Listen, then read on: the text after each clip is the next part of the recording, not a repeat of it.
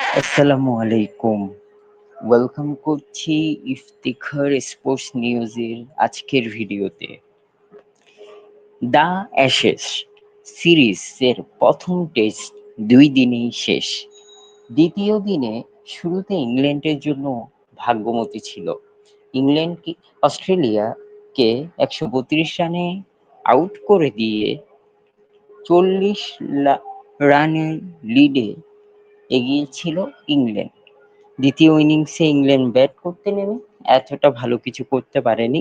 ১৬৪ রানে all out হয়ে যায়। ফলে অস্ট্রেলিয়ার টার্গেট দাঁড়ায় ২০৪ রান। ট্রাভিস হেড, যিনি উইকেট কিপিং করার কারণে টেস্টে ওপেনিং করেন না, কিন্তু কোচ এবং অধিনায়ক তাকে দ্বিতীয় ইনিংসে এসে ওপেনিংয়ে পাঠালেন।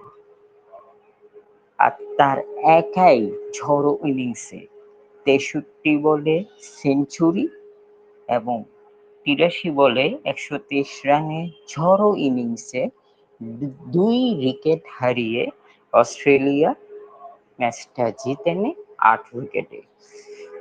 ২ দিনেই অ্যাশেজ সিরিজের প্রথম টেস্টটা শেষ হয়। ফলে ৫ ম্যাচ টেস্ট সিরিজে ১-০ এগিয়ে যায় অস্ট্রেলিয়া। ধন্যবাদ সবাইকে।